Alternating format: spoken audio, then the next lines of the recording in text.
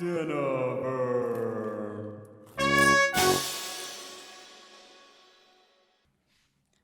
Hello, welcome to Cineverm, a weekly podcast discussing films in and out of the cinema. My name is Anthony Renteria, And I'm David. and this week on episode 43, we are discussing Mishima, A Life in Four Chapters, written by Leonard Schrader and Paul Schrader, and directed by Paul Schrader.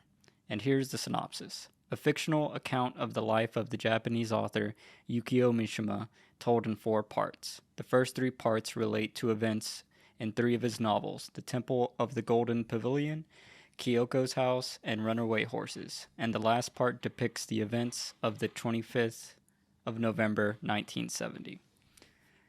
Okay, so I actually want to hear your perspective first. All right. Because I had an extreme reaction to this film. And yeah, I want to hear what you got to say first before I cut myself open. Explode on this. All right. All right. I mean, first things first, it's like a visually great looking film. You know, it's very visually beautiful and pleasing. The cinematography is, well, I don't even think it's so much the well, I guess it is like equal parts the cinematography and the sets in this movie are just like amazing. The colors that they use in every scene, the way they used the black and white and the colors like to show, you know, the flash or what was parts of his story, parts of his biography, and then the present moment. Like, I mean, it was a fascinating. I knew nothing about Mishima before watching this, so it was really fascinating to learn about this crazy guy. And I mean, the movie, on top of the visuals and the interesting biography, you know, it had some interesting, raised some interesting questions about art and the role of the artist and beauty and all these, you know, art versus action and all these interesting themes that were very thought-provoking. So there's a lot to like about this movie. I don't know why, but it just didn't hit me.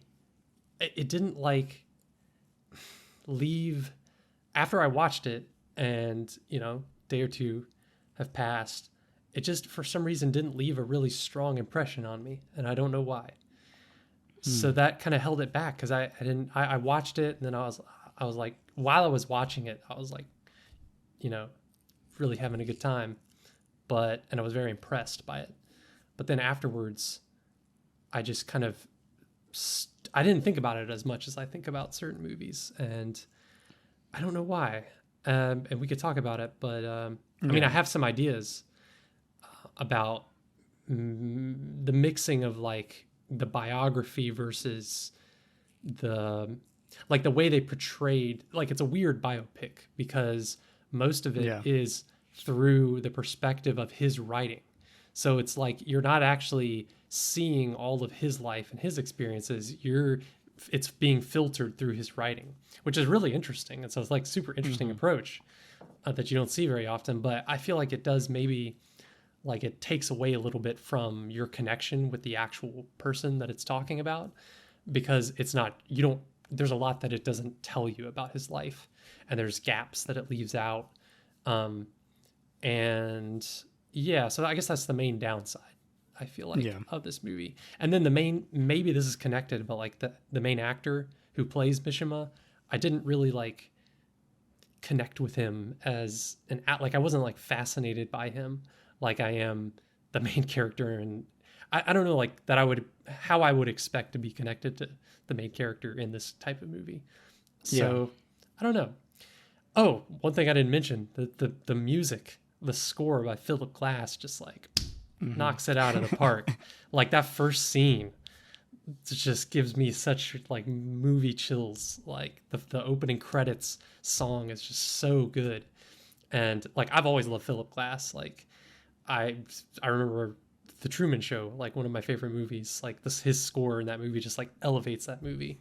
And like he's done a lot of great movie scores, but yeah, so that's another great. So there's so much good about this movie, but for some reason I felt disconnected from it in the end. Yeah. So that's my overall impression. Okay. So So go ahead and gush. yeah, because I mean, I think anyone who knows me probably knows that I love this film. And it's interesting because there's like certain films that I watch that I feel like it feels weird. Like I don't know if you've ever watched a film and you're like, well, it feels like someone like broke into your mind and just like wrote something that you're afraid of or that you're obsessed with or whatever it is, like psychological issue. And like this joins the like pantheon of films for me that I feel like god damn, like that feels like something I wish I could write, but then it also feels eerily like a distorted reflection of myself or something. Mm-hmm. And with that being said, I love the film. All the things you mentioned, the visuals, the cinematography, the shot designs, the way Schrader and his cinematographer, let me pull up his name, John Bailey, how they use the framing, and like we'll talk more about it in the spoilers when we can dig into the four parts, or I guess really three. Well, yeah, four parts. Uh, that this whole film is kind of constructed in, which leads me to kind of a reasoning of how I feel like you're not connected to the main character, Mm-hmm. uh, or the main actor performing Mishima. And it's strange because this is like one of like how we're talking about how it's structured. You know, we're seeing almost like three stage plays within a biopic, Mm-hmm. but none of them connect you to the main character because they're all we'll just call them all mask. Kind of how in the film he talks about using masks to kind of hide himself, and Mm-hmm. then it makes you wonder like who is the real Mishima. Even his Yeah. name, Yukio Mishima, is not his real name. You know, that's Yeah. like a pen name. That was probably like his first mask that he created as a child. Um, so I feel like that's probably the biggest reason why you didn't feel connected to the actor or to that performance, because we're only really with him like what, maybe 20 minutes or like 30 minutes of this like Mm-hmm. 2 hour film, and then even then we just see him in the quietest moments of his life, well besides the ending. Uh um but with all that said, oh, and then also the score, how you were mentioning Philip Glass, like this is probably one of my favorite film scores of all time. Like it is so like it's so beautiful in like a weird way. Like it has like notes of like it kind of sounds Japanese, but it really doesn't. And I No. love how they kind of just were like, this is gonna be the sound of this story, and just the uniqueness of it. I've never heard a Philip Glass score before or his music, so like all of it was like extremely captivating, and it's just so weird how it just immediately felt right with the visuals on screen, and Mm-hmm. like when you enter the different parts of the stage plays or novels, uh, like the way the sound changes, but it still feels like the same, like it's coming from the same like cloth. Mm-hmm. And then I just love how it opens and closes with this like the main theme of the song of the film. And then uh it's weird. Like I'm trying to like restrain myself because I think this might be like the best film I've ever seen in my life. Yeah. Which I mean, it's saying a lot for me because I mean it's the best film I've ever seen in my life. But I don't think it's that grand of a thing to say yet because I haven't seen the quote unquote the greatest films in cinema yet. Like I've the top 100, top 1,000 films on any list. I probably have like five that I've watched. But this for sure feels like one of the most personal films that I've ever seen in my life because I feel so connected to Mishima as a creative.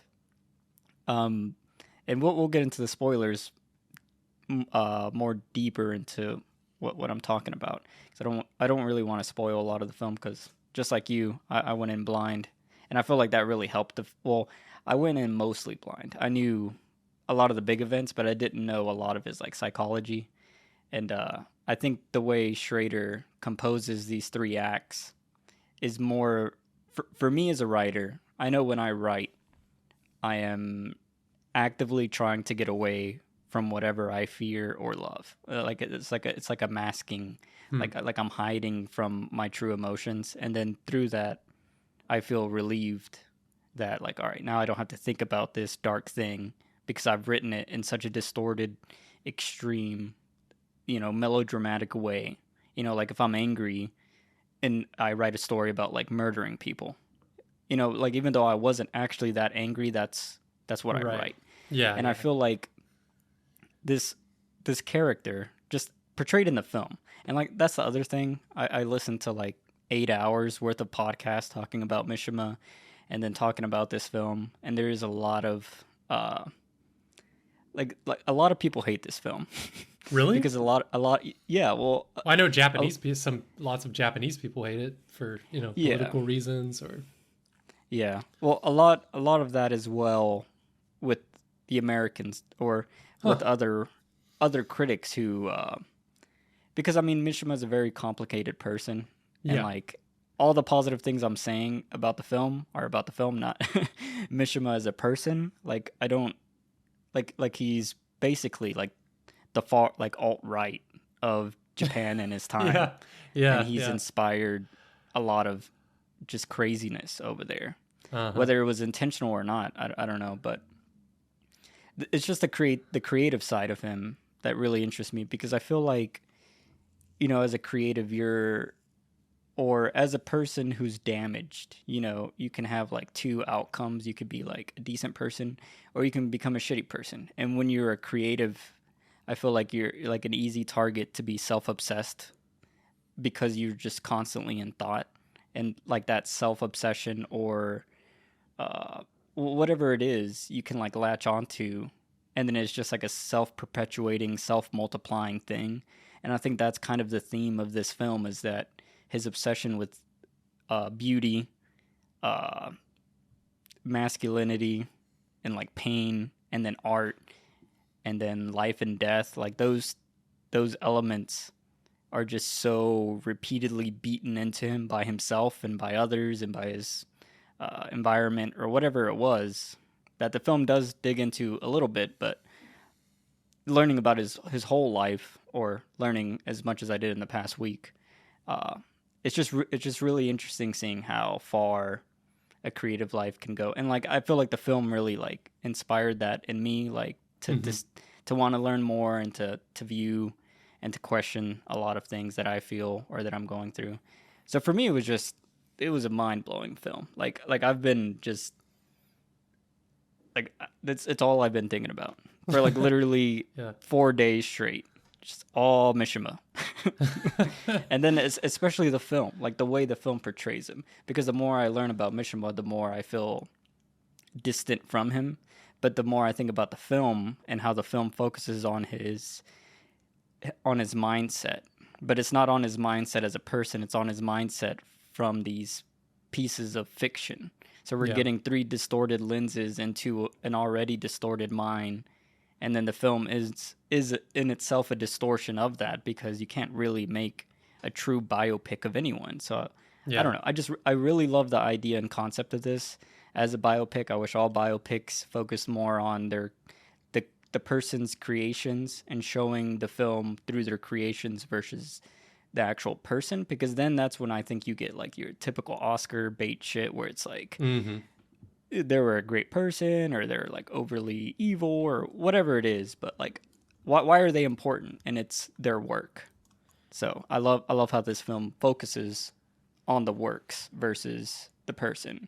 Yeah, and I thought it did a good job of not portraying him as a complete just hero and not as a complete villain. Like it did a pretty good job of balancing, I think, of showing his good sides and bad sides.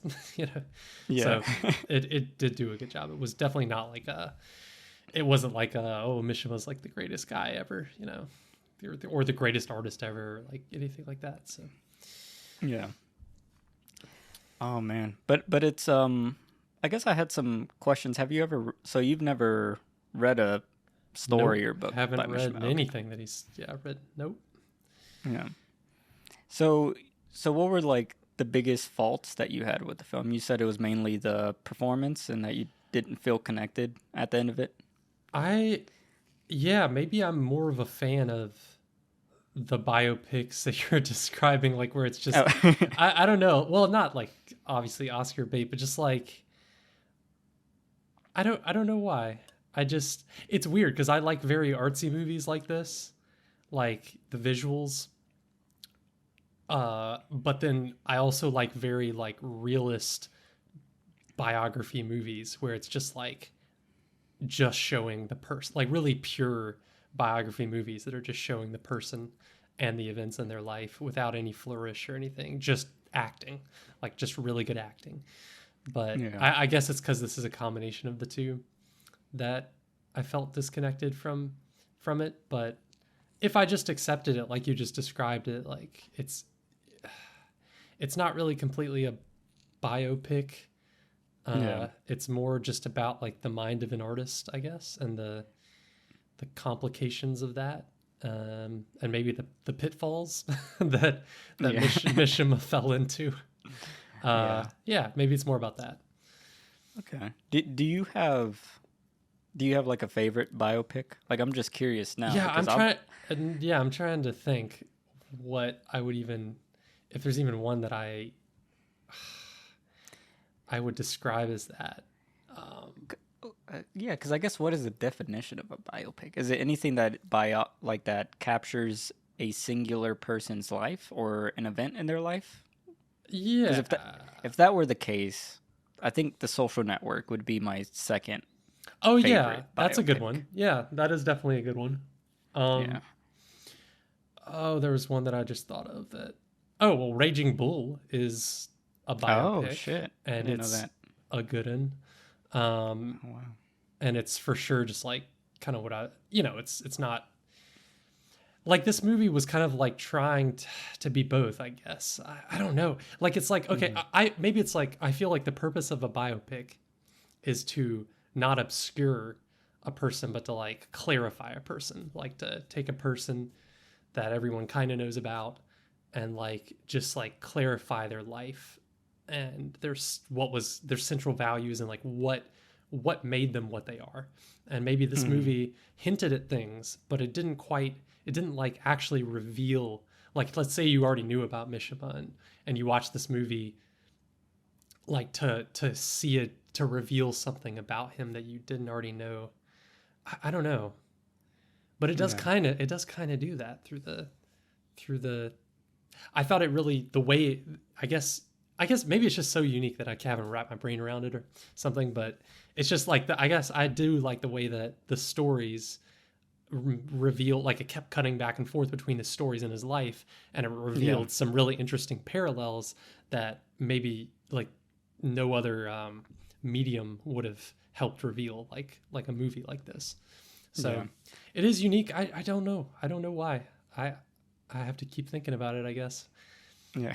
But Yeah. I think for it's because like I was thinking about the same thing. It's like all right, if I were to make a Mishima movie, and like there's probably only one thing I would change about this film, but it would probably require to change to do what I would want to do. You'd probably have to change a lot.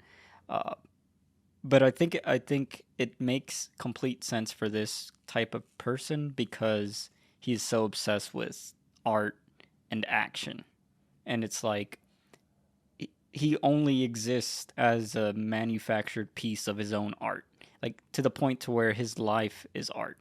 And we'll get into the spoilers how mhm. he decides to, you know, perform action and make his life like his whole life is like an act. Is what I gathered from the whole film and from what I've been learning about him and his life and like he's all it's like all performative in a like kind of sickening way, but it's like in a weird way it made me think like aren't we all kind of like performing in a small sense? So it's like he's just this like extreme version of like how far you're willing or how far someone can go into the like depths of convincing yourself of whatever ideas or ideals or morals or what's like valuable to your life, you know? Like Mm-hmm. you could become obsessed about anything and it could become a tragedy. So, Yeah. Yeah. because I was There's thinking, because this, and then I have a lot of like, so I was thinking like because this is such a controversial film, like so many people like that I've heard on podcasts like hate it because of who like his political beliefs and stuff.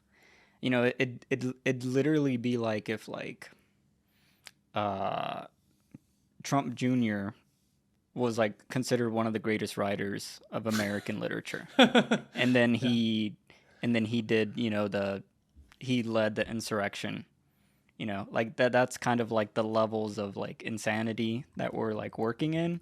And then it's like the whole nation of like Japan has like kind of like canceled Mishima. You know, like he's kind of just like a, Right. you know, like you, and then it's just insane to like kind of rationalize that because there's like I don't like there's no comparison in the Western side of the culture, and then for him to do what he did, and it's like god damn, that's fucking weird. And it's like it's like I guess it's really hard for a lot of people to separate the art from the artist. So Oh, I don't have any. Yeah, yeah, I understand that, but yeah, it's nothing to do with that because you can make a great movie about a bad person. But yeah, yeah, I think I would have if I could change one thing, like go back in time when they were thinking about this movie or preparing it. Like, I feel like this movie deserved to be like 3 hours long, and yeah, add like way more of the black and white sequences of hmm, from which I think were taken from his biography and yeah, just but even go beyond that, like don't just use I think maybe what their approach was they were just going to use his texts as much and not as much as possible and not like not show anything outside of his texts because even his his biography, he wrote his autobiography. So uh I just feel like I would like to know way more about yeah, his childhood, his adolescence, yeah, and I just and then him becoming famous, like so I don't yeah. know, there's a lot that I would like to know more about. All right, well, what would you give this film out of 10? I'm giving it an 8 out of 10, but I feel like it's closer, like I almost wanted to give it a 7 because it's a solid Oh, movie, but it's one of those where I don't know if I would watch it again anytime soon because I feel like I saw it and I got a good picture of it. Like there's nothing maybe that's another thing that I didn't like about it, that it's artistic and it looks really nice, but it's not like it doesn't have any like mysteries to it. It doesn't it's nothing I would have to watch again to try to figure out what everything meant. It was just artistic in a beautiful way, but not in like a meaningful way. I don't know. yeah, So yeah, it's still an 8 out of 10 just because of my visual. I mean, like movies are about the visuals, and this movie is very visually pleasing. That pushes it over the edge of an 8. okay. Well, I obviously am giving it a 10 out of 10. It's Mm-hmm. my new favorite film of all time. I feel like it's one of it's just as a writer, I feel like this is the definitive film for me uh that kind of captures the sensations and the thoughts and the feelings and the ideas of what I feel when I write and like how I feel about myself. And it's like, well, I'll get into it into the spoiler so I can talk more specifically. Yeah. But yes, 10 out of 10. I loved it. I think everyone should watch it. It's I haven't seen all Paul Schrader's films, but I think this is without a doubt, in my opinion, his greatest work, and it's insane that he made it. Like, it doesn't at all feel like the other two films that I've seen from him. Yeah. Is it's so like it's so beautiful. Where First Reformed and Card Counter, and I haven't seen his other work, but none of it feels like glamorous in a No, not weird way. And glamorous. like this Yeah. film feels very like the word I kept thinking about like while watching it is like damn, this is like sensual as fuck. And it's not like overtly sexual or anything. I mean, there is some stuff in it, but it's just like the way like the oranges and the blues, it's like the color Hmm. feels like it's from like a romantic period. Like it just feels like a romantic film in that way. Yeah. But anyways, that concludes our review portion of Mishima. If you don't want to be spoiled, you can pause the podcast now. And while you do that, don't forget to subscribe and leave a review or comment on what you thought about the film or our takes on it. You can also follow us on Facebook, Instagram, Twitter, or you can email us at cineverm@yahoo.com. And you can also check out our snazzy website, cineverm.com, where we have written reviews and then we post an archive of all our podcast episodes. All right. So let's spoil this thing. Where do you want to start? Maybe just like the three stories, maybe just Okay. like kind of breaking those down, because those are the things that I have the most like questions about, discussion Mm-hmm. kind of things. Okay. So like the first story, like what it reveals about him and stuff, like the Temple of the Golden Pavilion.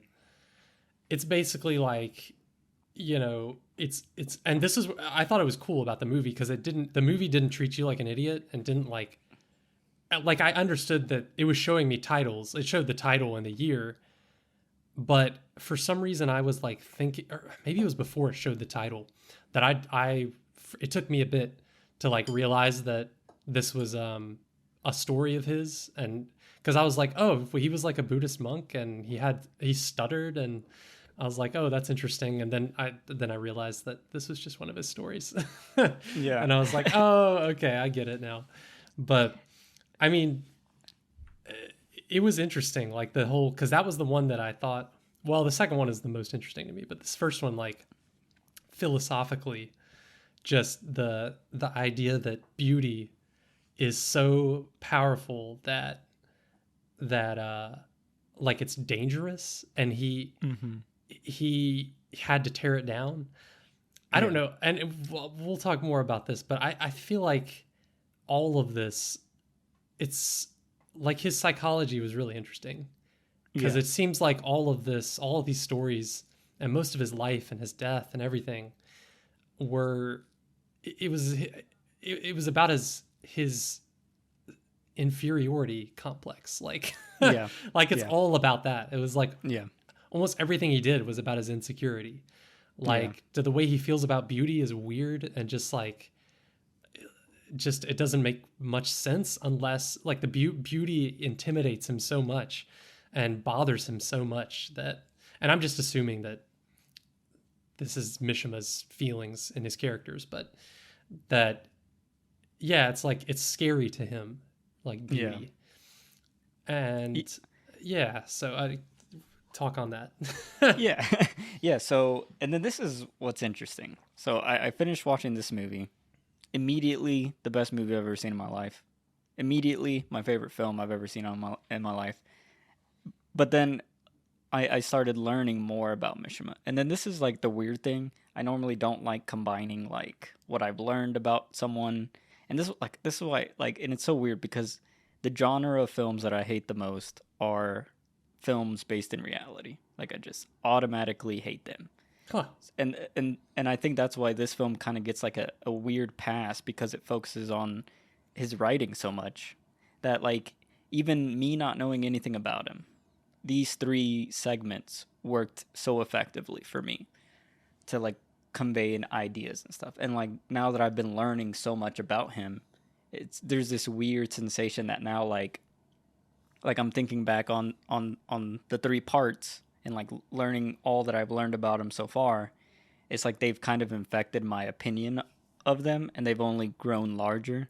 Hmm. So like the film doesn't really get into like his youth, but when he was younger, his like two parents kind of like dropped him off with his grandmother, which I think that it shows that. Yeah. And the grandmother was like just insane. Like she was like your like alt right, far right kind of grandmother figure who was like everything is about tradition, you know? uh, And she was the one that kind of brainwashed him to have these ideals of like traditionalism and conservatism to the point of like insanity, and then the other crazy thing that I learned that's just it's hard to wrap my head around because of like our culture is so it's so different from like Japanese culture. It's like hard to wrap your mind around so many of these feelings that this person would have when they're just growing up in such a different climate and environment. So like I'm sure you might already know this, but I didn't know this until I started learning more. But like the emperor at the time, in this period of Japan, was like literally considered and believed to be by most Japanese people as a like deity, like a living god. Mm-hmm. Like everyone just truly believed it. So like at the end of World War II, one of the requirements that the U.S. gave onto him for the surrender or whatever was to like denounce that he is of any godly descent or whatever. And like like that sounds like, oh, okay, yeah, like that's not so bad. But like if you really try to think about it, that'd be like the Pope coming out and saying like everything's a lie. Yeah. Yeah. Like the hardcore believers, which a lot of these people were brainwashed into doing, and like that kind of influenced, like I've always had this like, I guess it's ignorance, but then it's kind of racist, but like the whole kamikaze stuff, it's always seen as kind of like a joke, or like it doesn't make sense why any soldier would just fly a jet into a navy ship or whatever it is, Yeah. like the idea of sacrifice. But then when I like tied the fact that like literally their god is telling them like, if you die for me, you go to heaven. So that'd be like the Pope having an army, and it's like, I am the physical incarnation of the Lord, Yeah. and then he commanded people, like it, that's where you get people to do shit that doesn't make sense to people who don't believe in whatever it is, right? So like I think that combined with the grandmother really infected him as a youth to have these beliefs. And then he was also like very scrawny and like short and skinny, and he was always like sick when he was Mm-hmm. little, Mm-hmm. probably because he was like malnourished by said grandmother. Like, and then this is the other crazy thing. So he was locked in a room for like the majority of his childhood. He wasn't allowed to look outside, which they kind of hinted at with the scene where he's looking out by the window, Yeah. and then she told him to like cover the blinds or whatever. Mm-hmm. So because she had this belief that if the sun touched him, that it would like, he was too weak to accept the sun, like sunlight was dangerous for him. Yeah. So he was literally like shielded from sunlight, and Oh my he was God. like never allowed to play with any boys or masculine children Yeah, I knew that until part. Yeah. He was only allowed to play with girls and their dolls. yeah. That kind of thing. And it's like, yeah. So All these things make sense. yeah. So I guess that kind of influences his sense of like why he finds beauty so dangerous and like overwhelming, is because he himself from an early childhood is immediately worthless, immediately too weak to have sunlight touch your like fucking skin. You're too weak to talk to boys or men. And then like all he did while locked up was like, the only thing she did allow him to do was like read stories. And then it shows in the film like she allows him to go to like plays and stuff. Mhm. And that's where his obsession with like stage plays and performance comes in. And I think that's like kind of the core root of who he is as a person, is that he realizes he doesn't have to be what he was born into. He can be whatever he decides. So then you have the dangerous reality of like, oh, I can do whatever I want, and I don't have to be me anymore. I can be whatever I want to be. And like thinking back, like how the film starts where he's looking in the mirror and you just see the quick cuts of him being like a pilot, a samurai, and like he's Yeah, that like was wearing cool. these weird masks. It's like that's his whole life is, and that's why I think like the whole film makes so much sense when you start to analyze it in that way. It's like, oh yeah, why would you show the reality when this I don't think I don't think he ever really became a real version of himself, you know? Like, Yeah.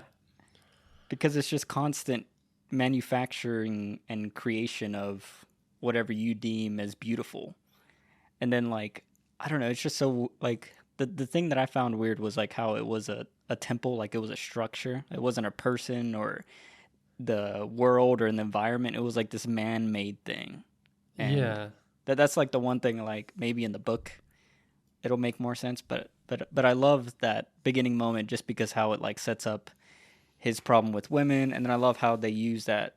The character with the stutter is, like, in a weird way, like a hyper representation of how he feels Mm-hmm. unmasculine and weak, and like he's born with illness, you know, and then everyone else is like perfect, and then there's this holy building, and like maybe that building kind of represents what he deems as beautiful, which is, you know, at the time their emperor, or the structure of society, because I guess from also that young age he was instilled like this society is the best society, and if it ever collapses then everything is worthless. And I think just at the post World War II that affected a lot of Japanese people, like I just feel like that fucked up a lot of people, because it Yeah. wasn't just like your god is fake, your whole your whole government is like fucking destroyed. You know, two nuclear bombs literally killed thousands, millions, and it's like, oh, you know, you went from like the highest of highs to like the lowest of lows. So I think another aspect of it also is his sexuality, and I think like yeah, it's an interesting like pattern that you see, like even in our culture, that often the guys that are most, you know, that take their masculinity to like a ridiculous extent, you know, are insisting too much, you know, and are yeah, covering up their insecurities about their non-traditional sexuality, you know. So I feel like that's a big part of it too, his how rigid he is in his in tradition, and in uh you know, creating this revolution that takes Japan back to how it was before, when it was just so perfect and stuff. Like that's so conservative, just to me in my brain. Like conservatism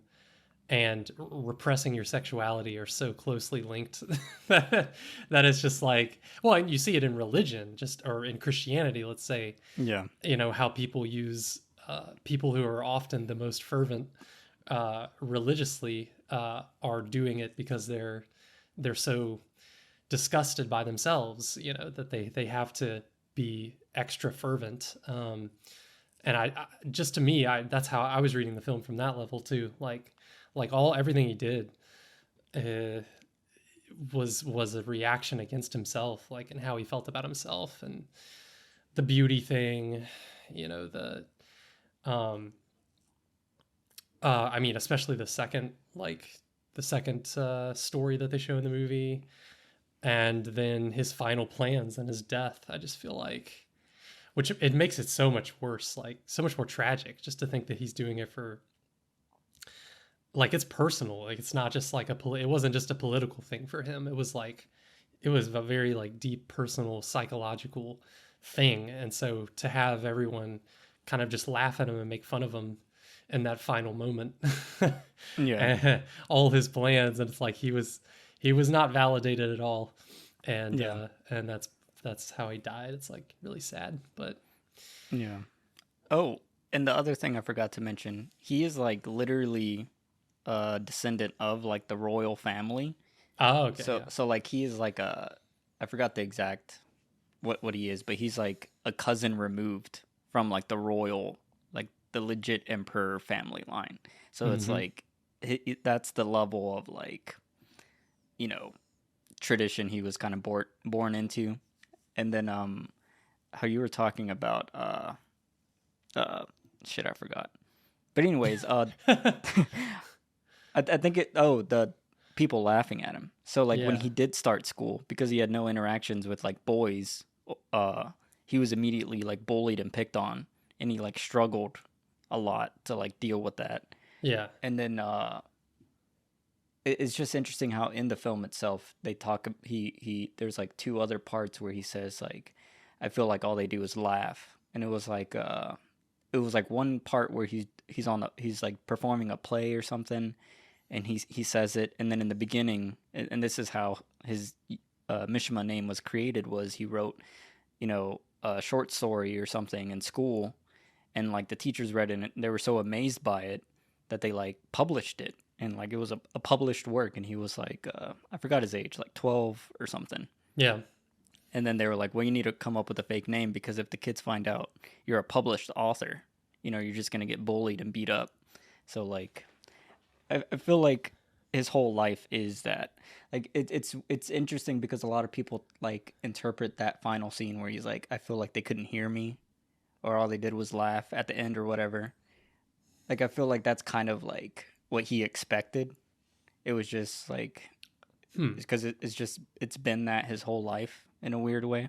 Yeah. Yeah. Because like the thing that, I guess we can jump to the end real quick. Sure. Because the thing that a lot of people had problems with in the film is his whole coup attempt. Which I guess let me ask you your perspective on it before I continue. Like what did you think about his coup and like that whole moment? Like I feel like I mean, all the things I've already said, about like, I feel like his repressing his true self, I feel like that easily leads into conservatism, and it's, and also his obsession with, which also comes from insecurity, of like wanting to act, not just create art and write pretty words, but like actually do something in real life. So his brain is like thinking, okay, like I got to do something in real life. Like you said, he's got that distant probably memories of his grandmother and the traditional childhood that he grew up in and all that influence. And so I feel like his brain just slowly just started reverting back to that. And like it's funny that he had a wife and kids, but I thought it was a great touch that in this movie they don't show them at all. Like they're so, Yeah. which is probably, they're so unimportant to him. Like they were just, obviously they were just, I mean, as far as I know, you've researched him more than me. Yeah, but like, it was an arranged marriage, like the yeah, fifth attempt at an arranged marriage. yeah, yeah. And he was, I mean, at the same time he was frequenting gay bars and stuff. So it's kind of Yeah. like his family was not important to him at all, let's just say. And so it was probably him trying to run away from that life and just figure out what the next. He also seems like one of those artists that's like, I thought about Kanye West when I was watching this, because I was Yeah. like, he's one of those artists that's just constantly evolving and like thinking about what is the next evolution going to be? Like, what's the next stage of Mishima going to be? And so, and also I do think it's funny that the group that he started, the political group, also allowed him to just hang out with a bunch of younger guys all the time, who looked up to him and admired him and followed his every command. So I think that had something to do with it too. And yeah, so then I just feel like he just got so obsessed with the idea that he had to act, that he had to actually do something in real life, that he came up with this plot. But also he was planning from the beginning to kill himself at the end, like no Yeah. matter what happened. So I can't help but think that it was partly like that he was suicidal as well, and this was like, Yeah. this was a honorable way to do that, Yeah. for his brain to wrap his mind around the fact that he did not want to continue living. So that's what I think too. I think there's a lot that like leads into it, so it made it really Yeah. interesting to watch it play out. Yeah. And that was my biggest complaint with a lot of people that I was hearing that disliked the film. It was like he was trying to take over the government and kill millions of people, and I was like, like I don't think if so. you, Yeah. if you notice like the just how this film has the three novels, it's like those novels are referencing the exact. It's like there's the novel, and then there's the reality of his life. Hmm. And with the runaway horse, he literally writes about a group of young fanatic nationalists who fail to overthrow the government. And then the key point that I learned that people forget about is like he had like 90 to 100 members in his a shield like fake army that he created, Mm-hmm. and he only took like what, the four of 4. them. Mm-hmm. Yeah, so like if he really wanted to do a coup, like he could Yeah. have easily took all 90 of Yeah. them with them, and That's true. then they were like one of the only groups allowed into the military base, like nothing, because they had such a deep connection.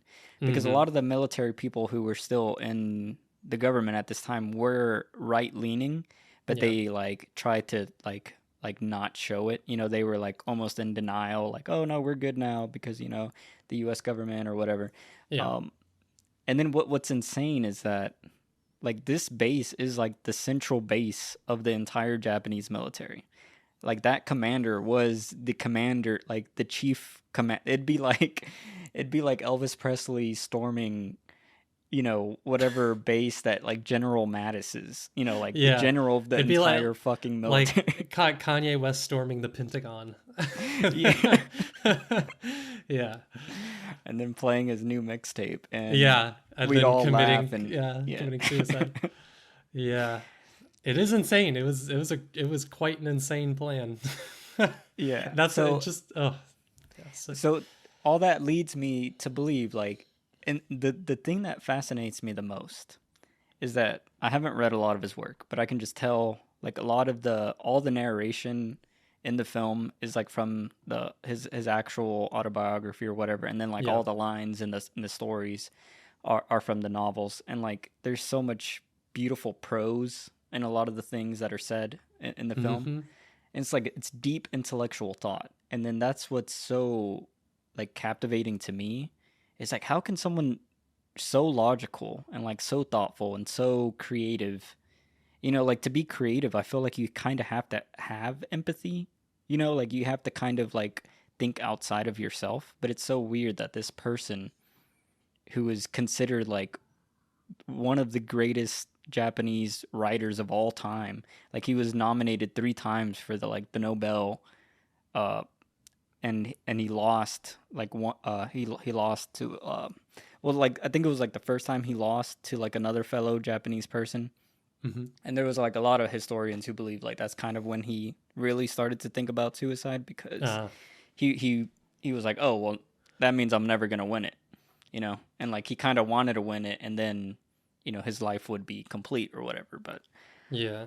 uh, it's just so crazy that someone so creative and intelligent can be so distorted. Like I don't want to talk shit about Kanye West, but I don't think he's ever created a piece of art that made me think that he was insanely intellectual. I guess that could be offensive to some people, but I don't think he is like, if you were to remove all the Kanye West from Kanye West, I still don't think his work is as creative as just like the 3 little segments that I've seen just Ooh, I don't know. from this film. As a Kanye stan, the creativity, I would say, I understand the intellectual. He's not the most intellectual rapper out there, but like as far as creativity, I think. But I don't know all of Mishima's work. I'm just going off of these stories. Well, a good commonality between them two is it's very personal. Like it seems like every work is like what's going on in his head at the time. Yeah. That's something they both have in common. Yeah.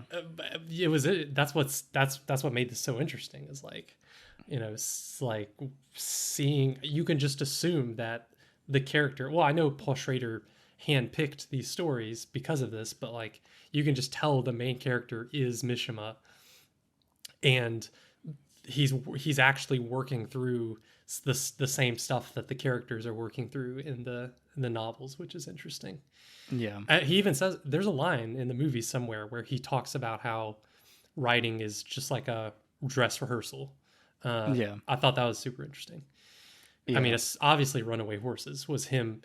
You know how people have to people usually, I mean, often do something dangerous or risky before they commit suicide, because you have to get your brain kind of pumped up to do that, And Yeah. it's almost Runaway Horses was like that for him. He went through the entire, and it showed it in the movie, the black and white scene where he's, I don't know what they were doing, filming a promotional sub video or something where, Oh, when he was kneeling yeah. and stabbing himself. Yeah, so that's the other piece of performative work. He made a film called Patriotism. Like it's an actual like full-length film. I think it's a silent film. Huh. And it ends with him, gutting himself.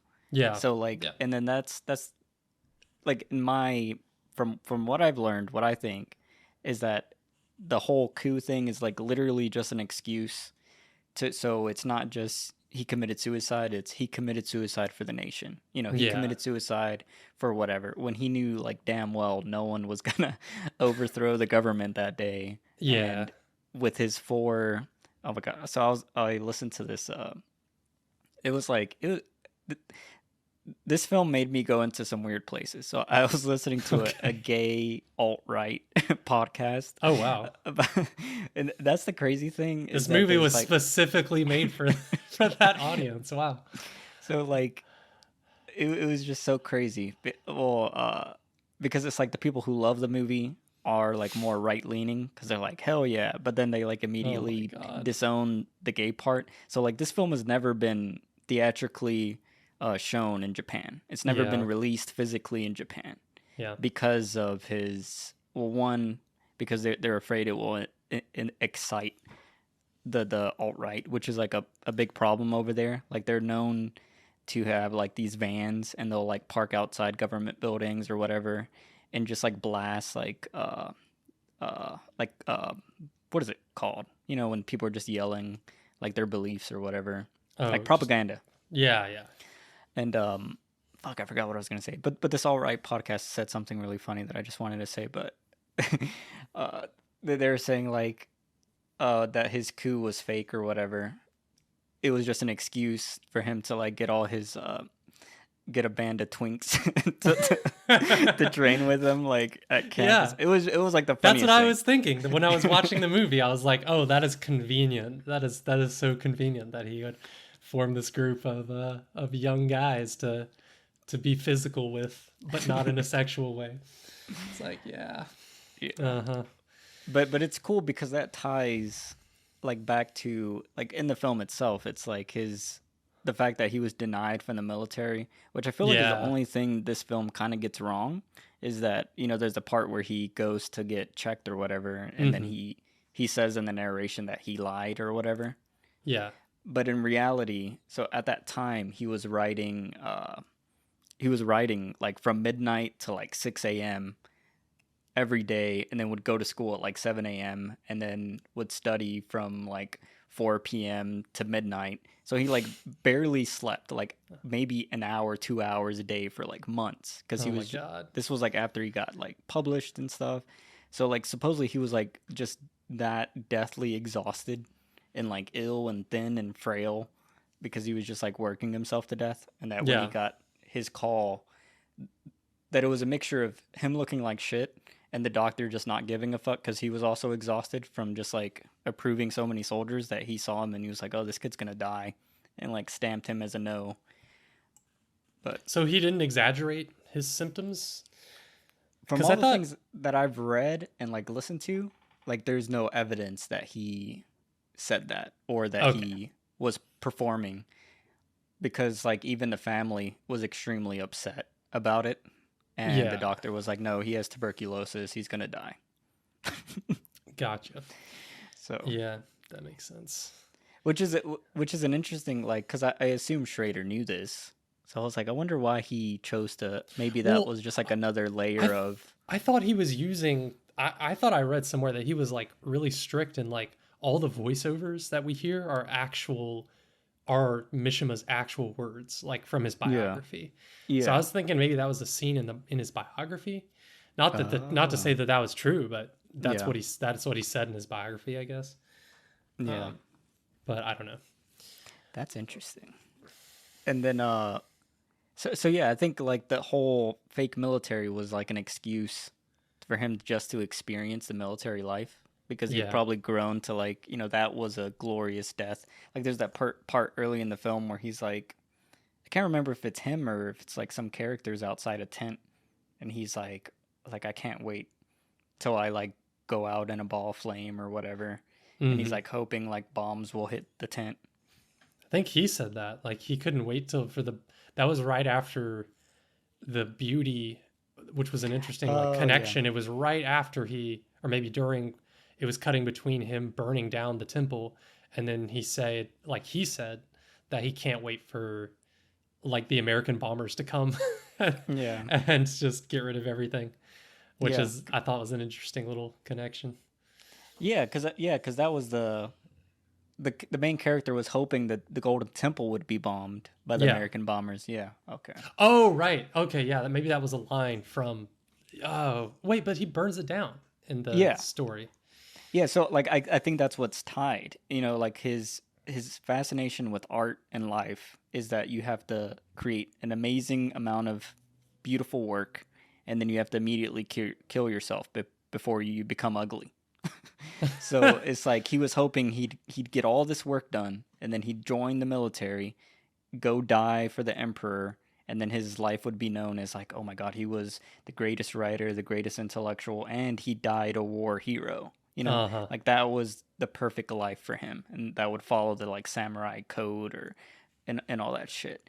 But then like Gotcha. when the war ended, it's like you're removing one of the biggest elements of his life, which was the nationalism, you know, which I feel like only pushed him further into the crazed nationalism ideals that he developed. And then that's like the whole coup at the end is like him manufacturing a problem Yep. or an event so he could be like, oh, he died a war hero or whatever. Yeah. Like a samurai.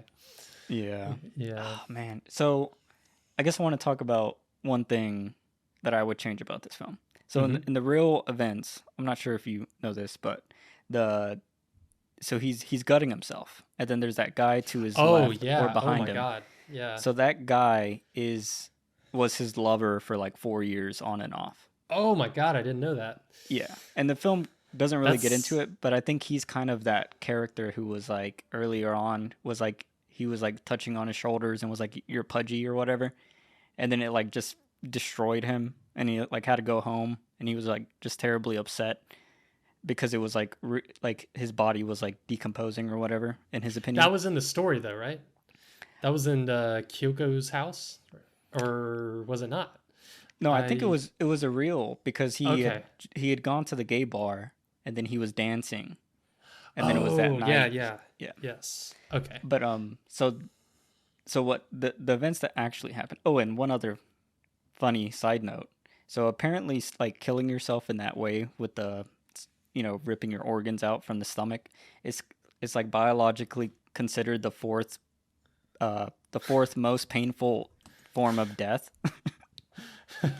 I think the first is Yeah. like burning, the second is drowning. I forgot what the third was, but yeah, I heard that in like some historical podcast, and I was like, oh, that's funny.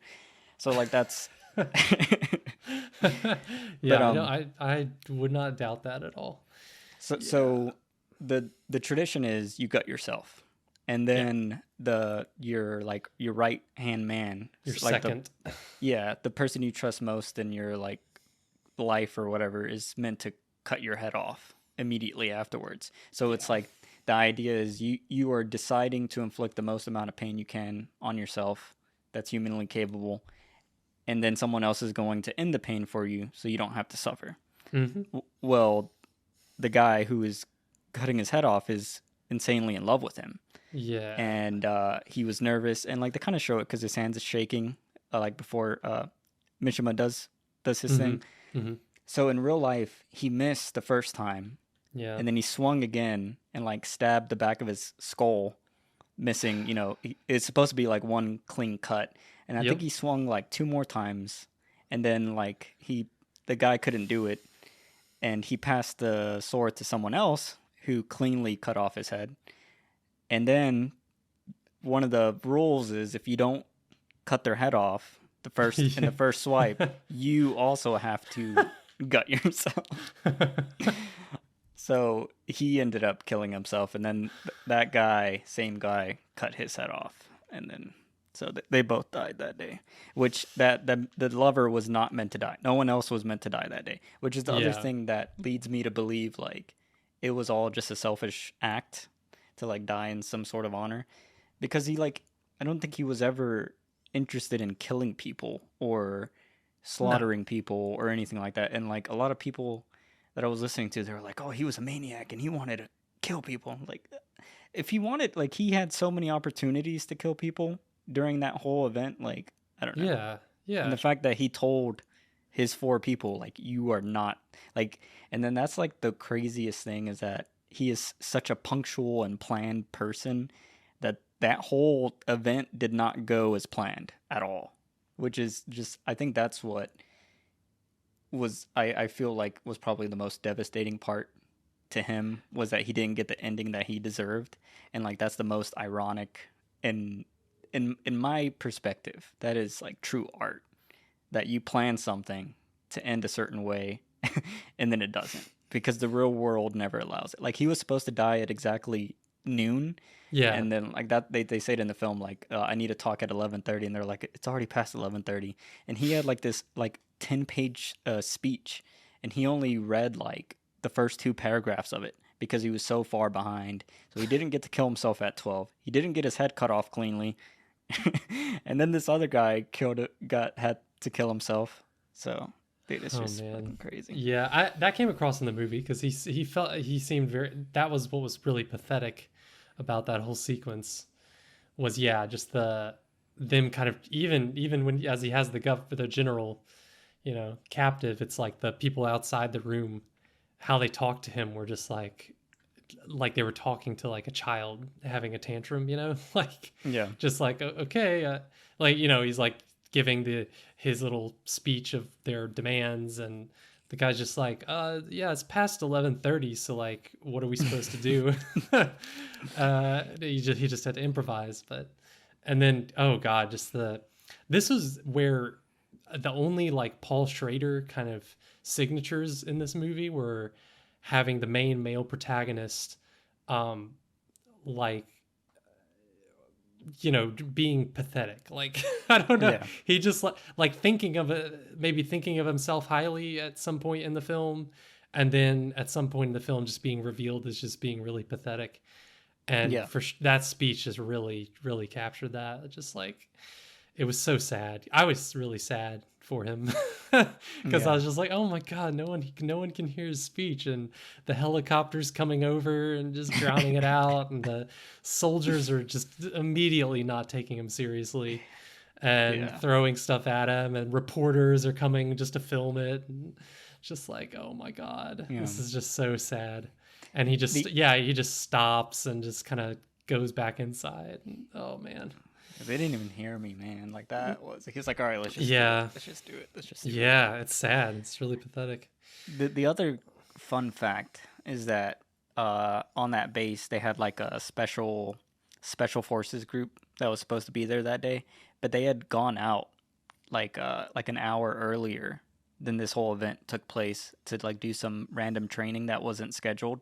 So like he had wanted that special forces group to mainly be there because they were like, they're like the Navy SEALs, Yeah. and he wanted them to at least hear it, and they were like the only ones not there. So like all the people that did assemble were just like your normal like military staff, like the guys who are in offices all day, like none of the Yeah. actual fucking like go hard people. And then Yeah. Yeah. what's crazy is in the film like it didn't feel like a lot of people, like it only looked like 100 extras or something, but in Hmm. real life it was like over 1,000 soldiers. Oh my god. So like this was like the largest base. So and then they all riled up within like 15-20 minutes, which is Yeah. insane in itself. Yeah. And And then did they actually jeer him and yell at him? I imagine oh yeah. that's Yeah. true. Yeah. Yeah, they were immediately like yelling at him to like come down and like, what are you saying? We can't hear you. Oh god. Yeah. I can't even imagine what was going through his head at that point. Yeah. And then what I always thought was weird, like what I thought was weird when I was watching it was like, does anyone not have guns? And then I forgot that like after the war, it was like it was like damn near illegal to have a gun like in Japan, even Oh. on bases. Like all the weapons were like locked behind certain rooms, and Oh. like they were never like exposed. Like not even like, and that's why you see like all the security people, like they're not even allowed to have swords or like any weapons of any Hmm. sort. Yeah, because I was like, as soon as they started breaking into the room, I'm like, oh my god, they're screwed. I mean, they're just gonna bring a gun. But yeah, Yeah. that makes sense. Yeah. Uh, Which was, and they kind of hint at it's like, oh, like, because he wasn't supposed to come on base. Like, it's illegal to have like a sword in Japan yeah, at this time. So, but he but they was were saying it just, was, he's a celebrity, so they were just kind yeah, of going easy on him. And that's what's funny is like he desperately wanted to be taken seriously, but it seemed like with his political stuff. But it's just he was an entertainer. It's like, yeah, again, I'm gonna keep talking. It's like Kanye West running for president. It's like, who actually takes that seriously? Like yeah, watching what that press conference that in the movie where he's talking and he's trying to act, I don't know, the way he's talking, he's trying to be very political or very like a politician, and very yeah, official and everything. But like the faces of all the reporters and stuff, it's just, and they're asking him silly questions, instead of serious questions like, oh, what's your favorite food? What's your favorite color? And it's yeah, like obvious that no one takes him seriously in that way.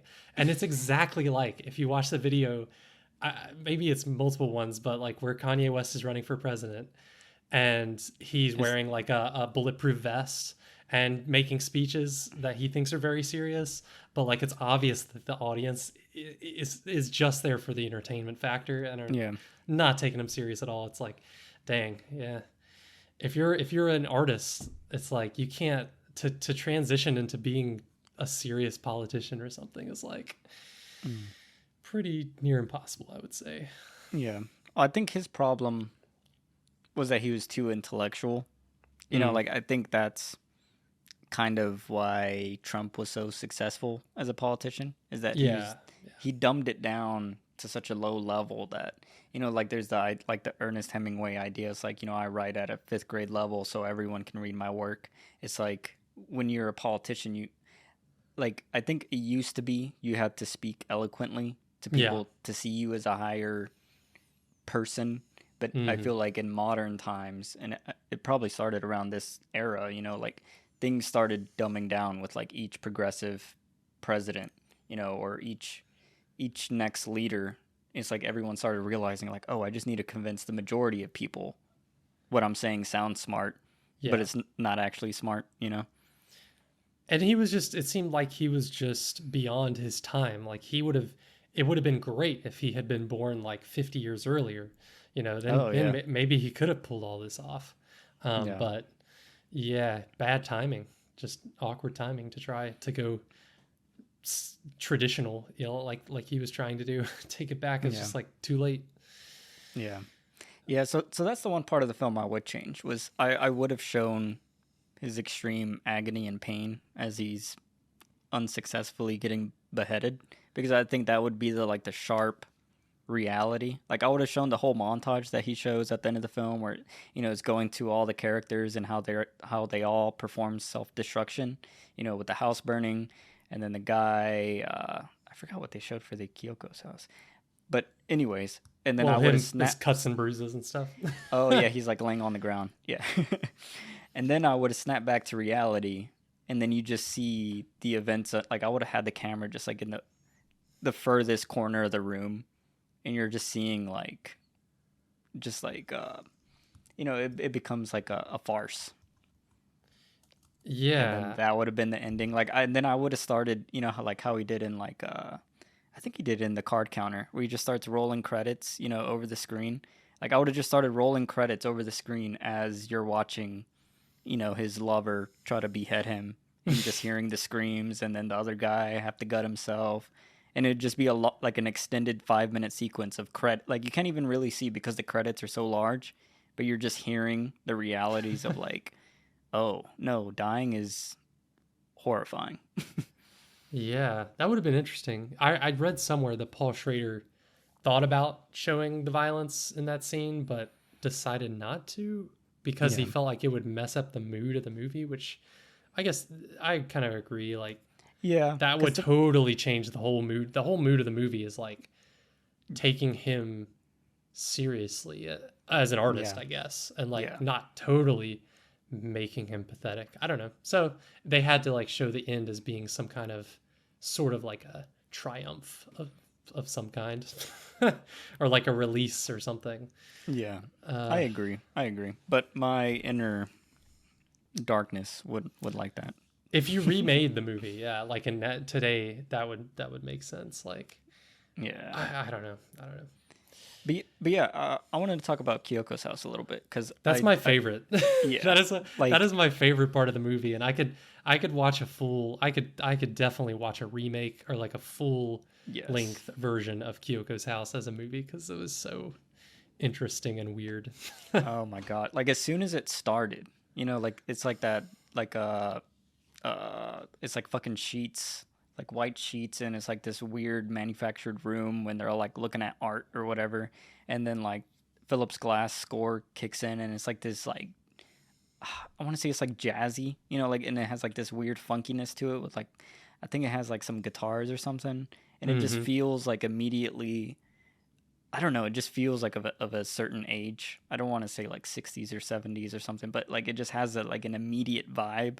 And then Yeah. like the colors and the saturation, and then like the lead actor, like the how he looks is like Hmm. perfect for that character. Like he thinks he's like sexy, but he's Yeah. like Yeah. just super skinny and like seemingly unattractive compared to everyone else. And Uh then huh. Uh huh. oh man. But what did you think about like as that progressed with like the romance and the whole idea of like the grandmother owing debts and all that. I like just how it just got weirder and weirder. It's like, all right, okay, you know, it just starts out like, all right, this guy is just, you know, whatever. He wants to be an actor, I think it says, and Yeah. seems kind of lonely or whatever, and you know, his mom or his grandma, you know, owns this diner and she's in debt, and then it's like uh okay, like he gangsters are coming after the grandma, like disrupting her peaceful diner to get the money back, and then he goes to the gangster lady leader, uh and he has to sign a contract, you know, to erase the debts if he gives his body and person to her. And it's like, oh, okay, I like where this is going. And then it's like, oh, not only that, but this gangster lady's a freak, and she likes to cut and bruise him, I guess, uh to show her dominance or something. I don't know, she has a weird kink. Yeah. And then on top of that, he likes it. and he's falling in love with her. And I was like, man, Yeah. this is such a great story with some fun subversive twist to it. Like, but then it just ended too fast, and I was like, oh Yeah. man, we have to move on to the third section, which I thought was the most boring one was Yeah. the runaway horses. Yeah. But man, such a fun, such a fun little story, and one that it just makes you think about, okay, what does this all represent?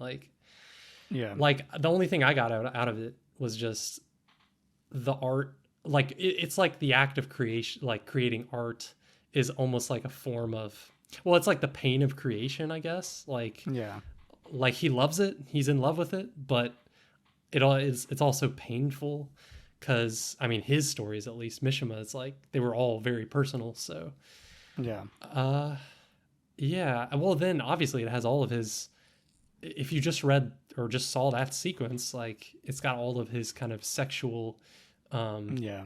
hang-ups in it, even like hints of some trans, you know, kind of leanings to him, which I Mhm. thought were interesting and were really well, like portrayed in a way that I was like really modern, and I was like, man, this is like for a movie that came out in 1985, Yeah. you would expect like more cliches or stereotypes thrown in there, but it was done in like a really almost like kind of respectful way, I guess. Yeah. And that And yeah, And the And shots, like the mirror shots, oh where my she was god. holding the mirror up to her body, but the Hmm. reflection was perfect, from our perspective, like Yeah. showing her body on his body. Like I was like, oh, that's like super creative Yeah. way to show that. That is by far like my favorite scene. And that's like going back to that gay podcast that I was listening to. Like the way they talked about this film was like it was just like from their perspectives that it was just such an honest like representation of feeling gay in like a straight world or whatever, especially for like Mishima's time period and growing up so traditional. Like from what they were saying was like how it just felt like extremely honest and like raw. Like it wasn't like, oh, poor me, or like, oh, I'm repressed, or what. It was just like you're doing it because you have to, because that's you, and then it's just everyone else is like looking down upon you or whatever, but your like inner wants and desires are there. It like, in the repression always happens afterwards or before, but like during the act it feels right and it feels normal. So like that scene, like it didn't feel weird or anything to me, at least. Like it felt like such like a honest moment between them two, even though you could tell he didn't give a fuck about that lady. But like it felt like an honest moment with him, like she was expressing him in a way that he wanted. And yeah, I just love how that whole visual, and then the lighting in that room, Oh like yeah, that the that is like one Venetian of the most, blinds. yeah, oh my god, like one of the most beautiful shots ever. It was very like Brian De Palma. I thought of like his movies, like Yeah. Scarface, kind and just that look, the neon colors and the Venetian blind shadows. It's like, oh, I love that look. So Yeah. that's one of my favorite like kind of visual looks in movies, is that kind of thing. Give me some Yeah. neon colors, neon lights, Venetian blind shadows, and I'm all good. Oh, and one other fun fact that I learned, uh, that kind of ties into this, but not really. But his so at some point he moved back in with his mom and dad, and then the mom was more supportive of his writings, and this is like when he was like middle school or something, around that age. Um, and she would like hide his writings because the dad would come home like every 2 weeks from whatever like political stuff he was doing or whatever he was up to. And when he would like storm into his room and like find anything feminine or effeminate and like rip it to shreds and like throw it Hmm. away. And specifically, his main target was any form of writing was Yeah. like deemed extremely like feminine.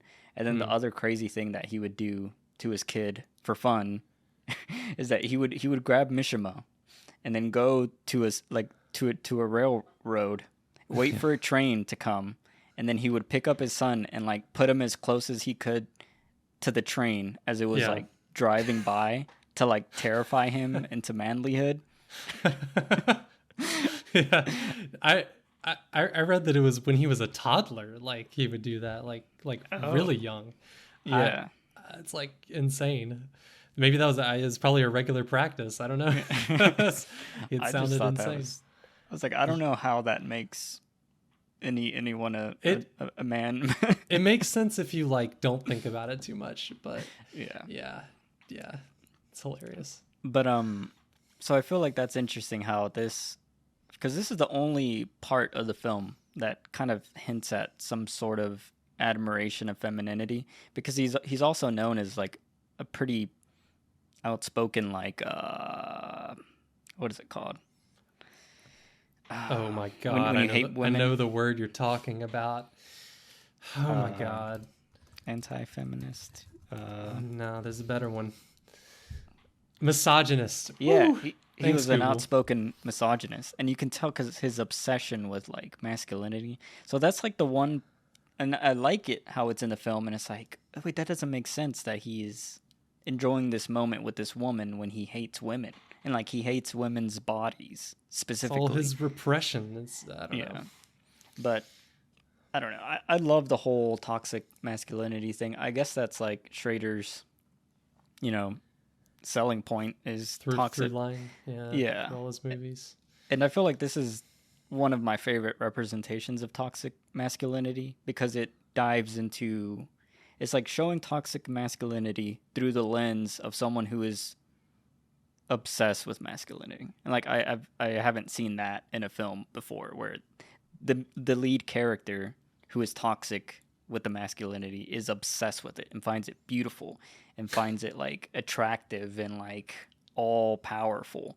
Like a lot of the characters, are doing that, but you don't see them self-obsess over it in Yeah. a in a in like a gay sexual way. Like Right. there's a part early on in the film when he's a little kid and he sees that painting, I forgot the Mm-hmm. painter's name, but it's like, a Christ-like kind of image of sacrifice, and like he like jerks off to it, and like, oh, and that's the other thing. So I don't know if the film was originally supposed to have another chapter, which is why I think it's called A Life in Four Chapters, because Oh.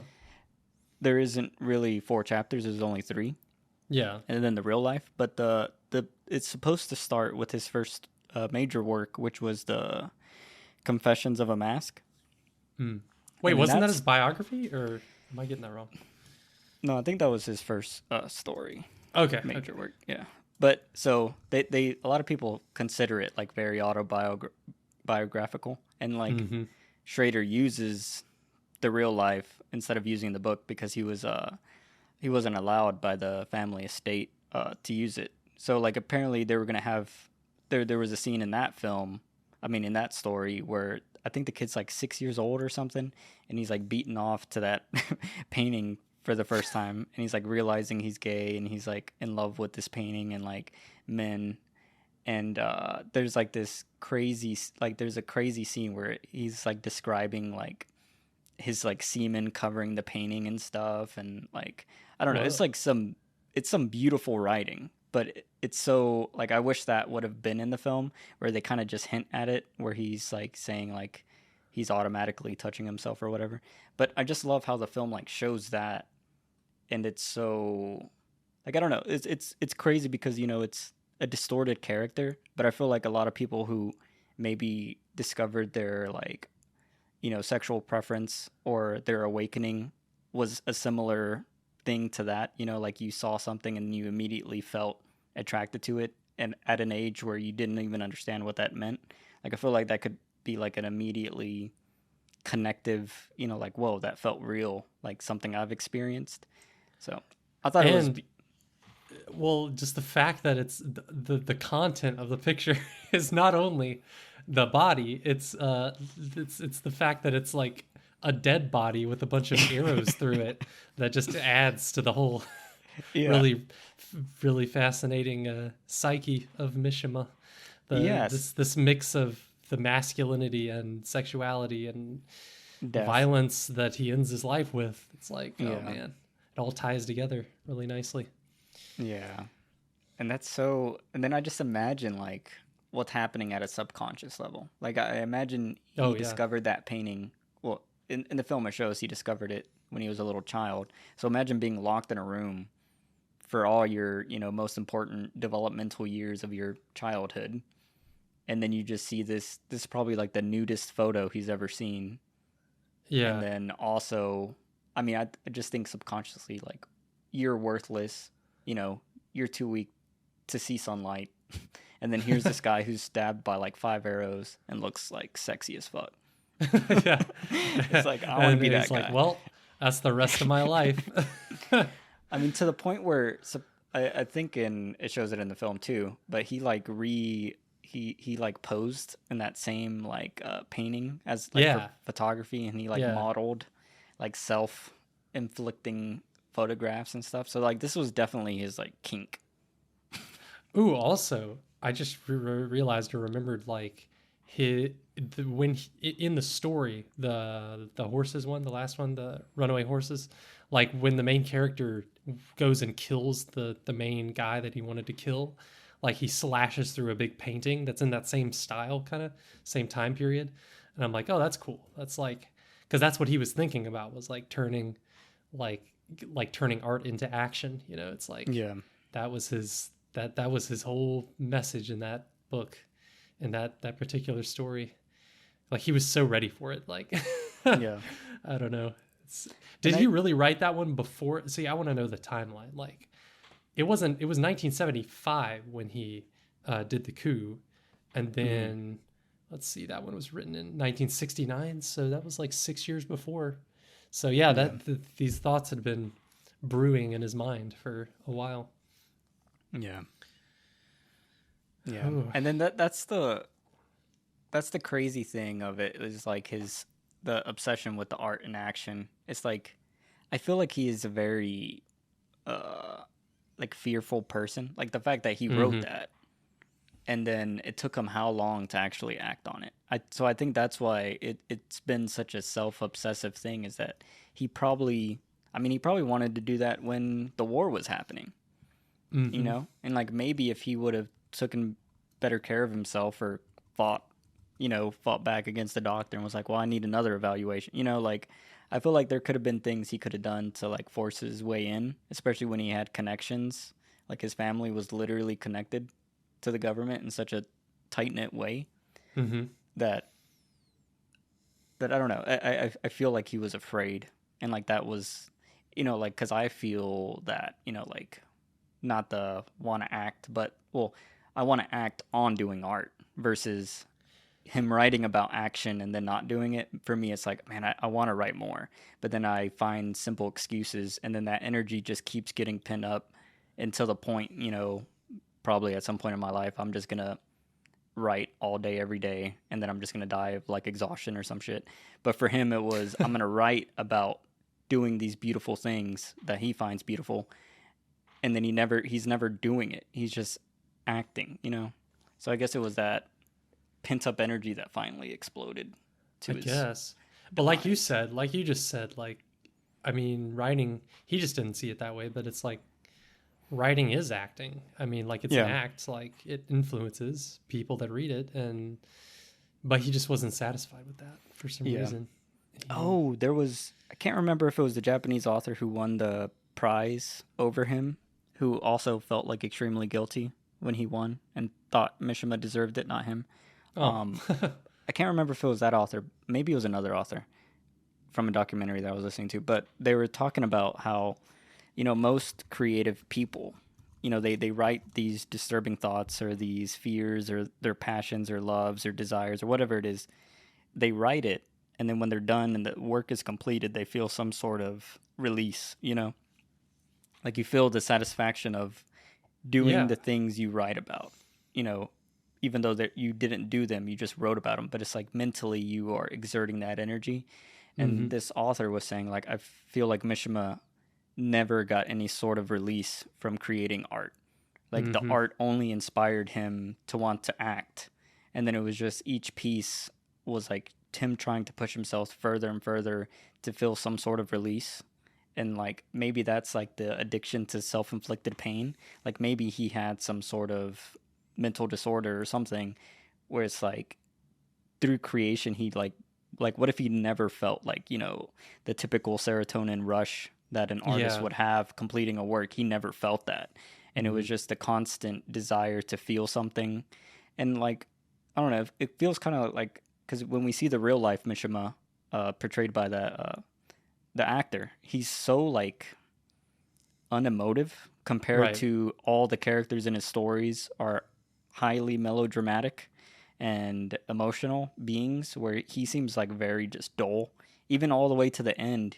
He doesn't seem like completely disturbed by the fact that no one could hear him and that he had to cut his thing short and nothing's going as planned.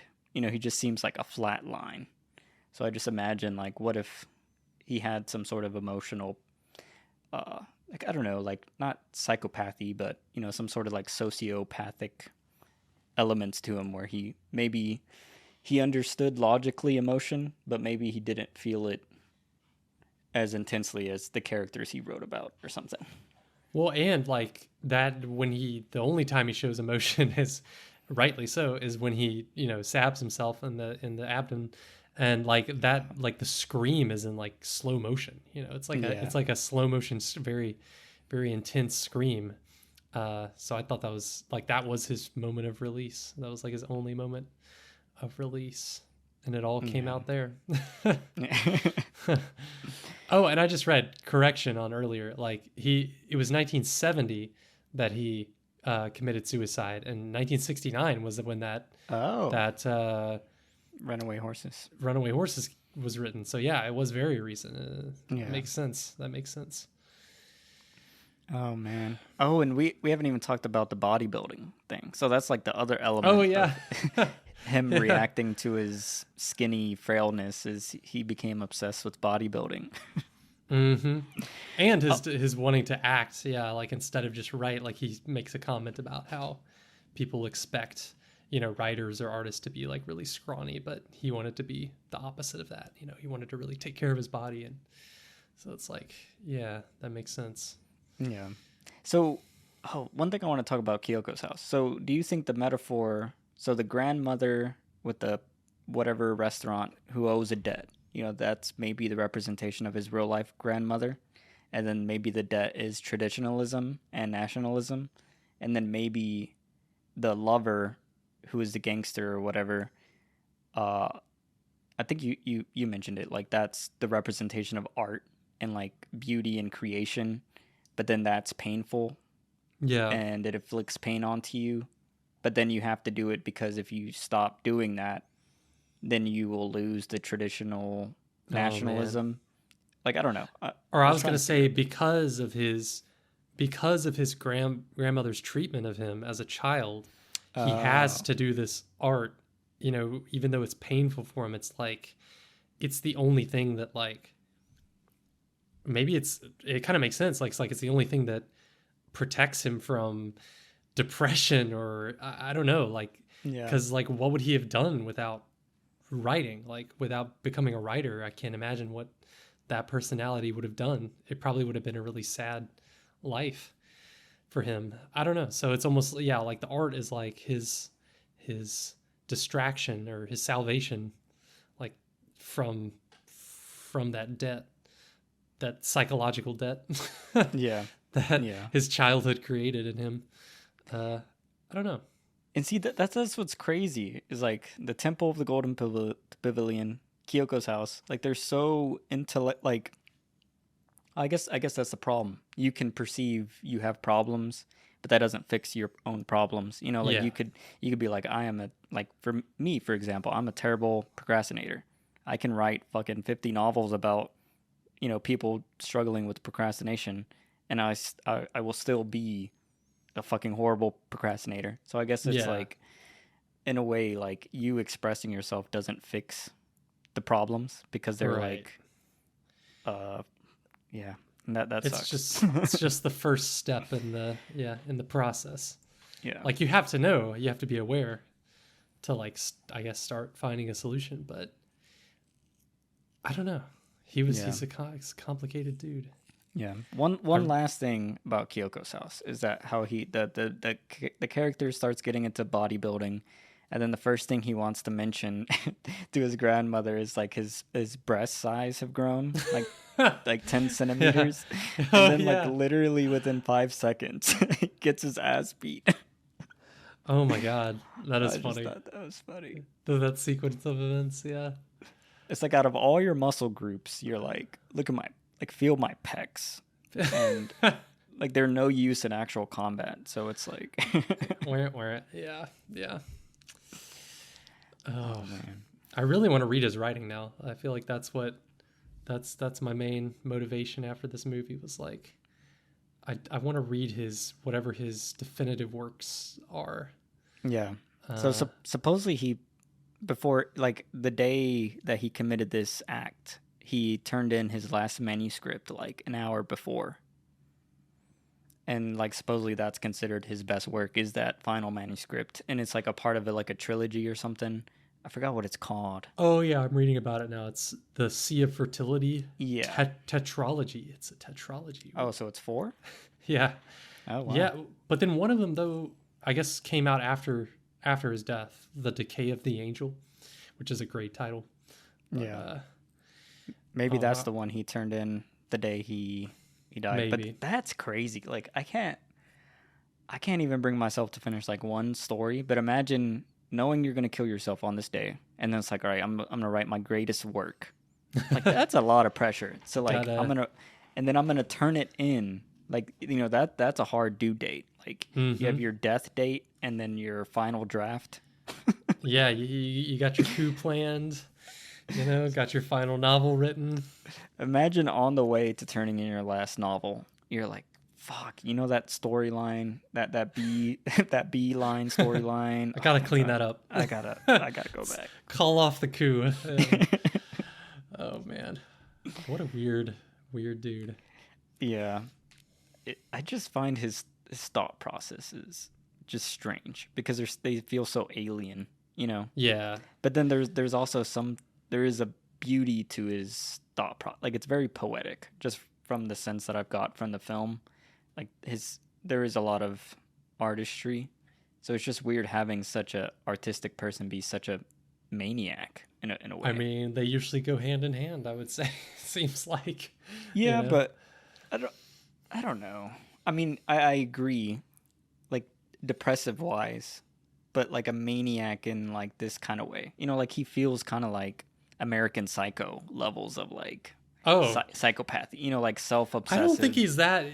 He's upset. He might be like a narcissist, but he's not like. I don't think he's like a sociopath or anything. Yeah, I think it's just that he is very narcissistic, which makes sense for his, you know, being a creative like that becomes super famous when he's young. yeah. But I guess in a way, to be any sort of creative, you have to be selfish because you're spending so much time yeah, creating yourself onto something else and then expecting others to enjoy it. yeah, it makes sense. Yeah. It makes sense. I think that's why I connected so deeply with this character. Oh, so the refraction. So because people are going to hear the beginning and be like, "Oh, so you're far right." But so the way I felt connected was like he felt like my complete like like the negative version of me. Like in Scott Pilgrim, there's the like anti Scott Pilgrim. That's like the opposite version of him or whatever. So like Yeah, he feels like the extreme opposite version of me. Like his obsession with like masculinity is my opposite, which is I have like not an extreme, but just in my writing, I have like a hatred of masculinity, uh huh, and like I always write about the destruction of that versus the beautification of it. His hatred of women. yeah, Most of my stories are based on women or have women like centric storylines, or like I'm always interested in learning more about that. His obsession with like suicide. I have like an extreme fear of death, and that's in mm-hmm. like all my writings. Uh, what else? What else? His obsession with like traditionalism and family and like history. I'm like repulsed by family and traditions and any sort of beliefs in my Yeah, writings. yeah, So it's just like so, and then it's weird because you'd think I'd watch this and feel disconnected because he's the opposite, but it mm-hmm. it weirdly feels extremely personal. Like and it made me think like if you really think about if you think about someone as just like an opposite of you, like everything has the same core. It's just how it splinters. Like I could easily see my life going, or like me being an egomaniac, kind of like he is, like kind of his power trips or whatever. But I'm like the opposite to a detriment to where I'm like extremely weak, and like I struggle with acting on anything, even the things I Mm-hmm. want to do. Like I constantly like convince myself not to do them, or like feel worthless. Where I feel like he's the opposite. He's constantly convincing himself he is extremely worthwhile and beautiful, and that he must act on these things. So it's just like I don't know. It just felt so personal in a way I wasn't expecting, because like I'm not relating with him, but I'm relating with the feeling that, or the experience that got him to where he is. I feel like also brought me to where I am in a less uh, extreme way, if He's that your makes sense. shadow self. Yeah, yeah. Yeah, that makes sense. Yeah. Oh man, but was there any other major things you wanted to bring up? No, I am done. I'm Okay. ready to harmonize my action and my art. Okay. what I took away from this. Yeah. Yeah, that's a good message. Oh man, I was gonna ask you one other thing and I forgot. Let me look at my notes. There was like, and I'll maybe just cut this out. I'm just looking at pictures of Mishima. He was a weird dude. Oh, okay. One last thing that I felt connected with him, and they don't really show it in the film as much, but they kind of hint at it, is that he was like extremely obsessed with time. And this is like something I learned like reading and listening about him.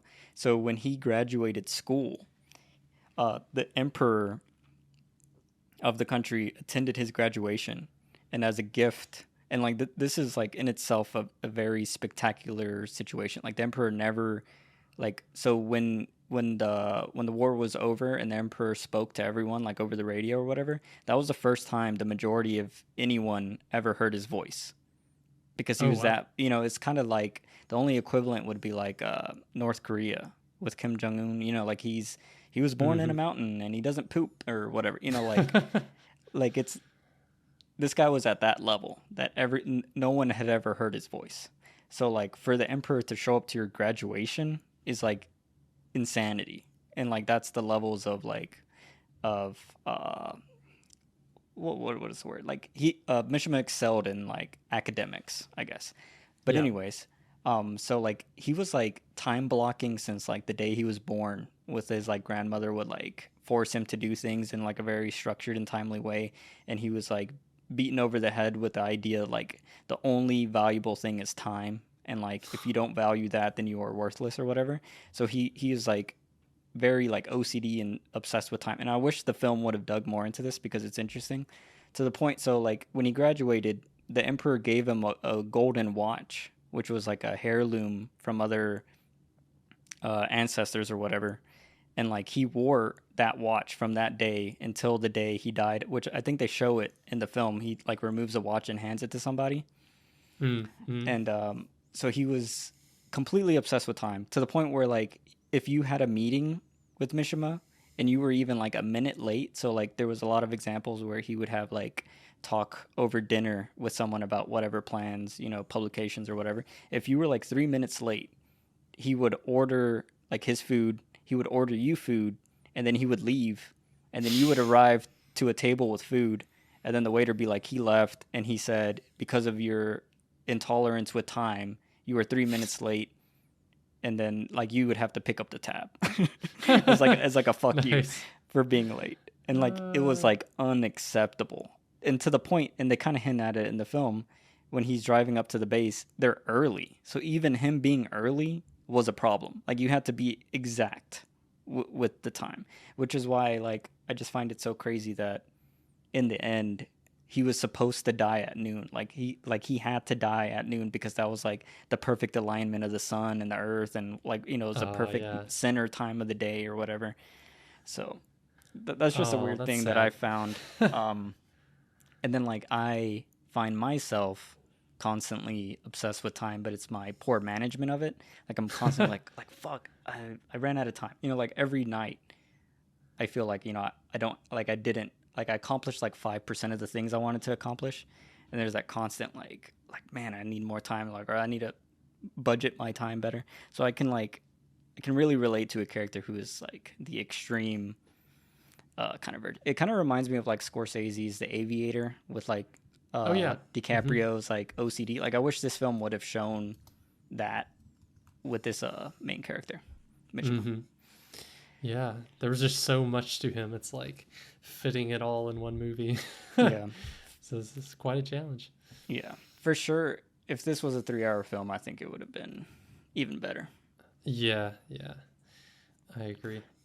But all right. So thank you for listening to this episode of Cineverm. We would be grateful and humbled if you could leave us a review with your thoughts or comments. And if you could share us with friends or family, as that helps us in our journey to spread the love of cinema. And we'll see you next time. See ya.